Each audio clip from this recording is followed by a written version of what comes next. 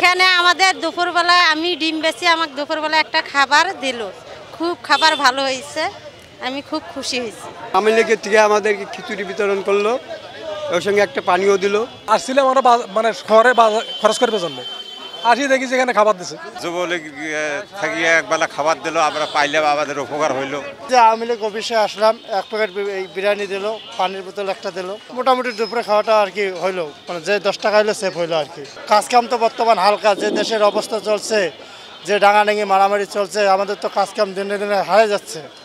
এই অবস্থা যদি হয় তো আমরা তো না খাওয়া দাওয়া মারা যাচ্ছি। এই যে খাওয়া দাওয়া পাইলাম, আল্লাহর রহমতে আল্লাহ মিলাইল, সরকারের কারণে খাবার আমরা পাইলাম। যে ভ্যান চালার কারণে দেখা গেলো আমার 100 টাকা যেটা খরচ হইতো, ওটা সরকারি অফিসে আসিয়া এই টাকাটা সরকারের মাধ্যমে আমার সেভ হইলো, অনেক উপকার হইলো। ওই যে খাবার দিচ্ছে প্রায় দেয় এরা, আমাদের উপকার হইলো এই আর কি। দেশের এই সংকটময় মুহূর্তে বাংলাদেশ আওয়ামী লীগের সভানেত্রী, সফল রাষ্ট্রনায়ক দেশরত্ন শেখ হাসিনা নির্দেশক্রমে উনি নির্দেশনা দিয়েছেন, দেশের এই সংকটময় মুহূর্তে যারা দিন আনে দিন খায়, যারা রেগুলার রোজগার করে খাবার খায়, তাদের মাঝে রান্না করা খাবার বিতরণের নির্দেশনা দিয়েছেন। 250-টিরও বেশি ডিজাইন অপশন নিয়ে ওয়ালটন স্মার্ট ফ্রিজ, বোঝে আপনার প্রয়োজন।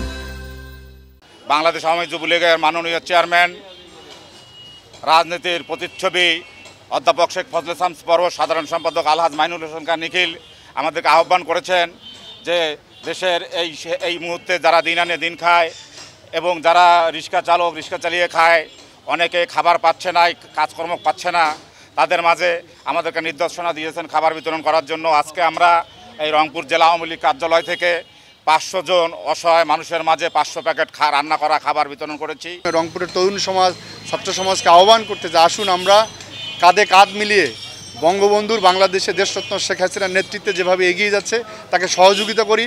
রংপুরের আইনশৃঙ্খলা পরিস্থিতি আমরা যাতে সবসময় সঠিক থাকে, জানামালে জনগণের জীবন যাতে বিপদস্ত না হয়, আমরা সজাগ থাকি। যে কোনো ধরনের অরাজকতা তাণ্ডবে বাংলাদেশ আওয়ামী যুবলীগ দক্ষভাবে মাঠে মোকাবেলা করার জন্য সবসময় প্রস্তুত আছে এবং মানবিক কার্যক্রমের মাধ্যমে আমরা সাধারণ মানুষের পাশে সবসময় থেকে জীবনের শেষ দিন পর্যন্ত দেশরত্ন শেখ হাসিনার নেতৃত্বে রাজনীতি করে যেতে চাই। দেশের যে কোনো সংকটময় মুহূর্তে দুর্যোগে বাংলাদেশের একমাত্র রাজনৈতিক দল বাংলাদেশ আওয়ামী লীগ এবং বাংলাদেশ আওয়ামী যুবলীগ দেশের সাধারণ মানুষের, খেটে খাওয়া মানুষের পাশে থাকে, তাদের সঙ্গে থেকেই রাজনীতি করে। তারা ধারাবাহিকভাবে আমরা আজকে 500 জনের মাঝে এই সুপেয় পানি এবং দুপুরের খাবার, রান্না করা খাবার আমরা বিতরণ করছি।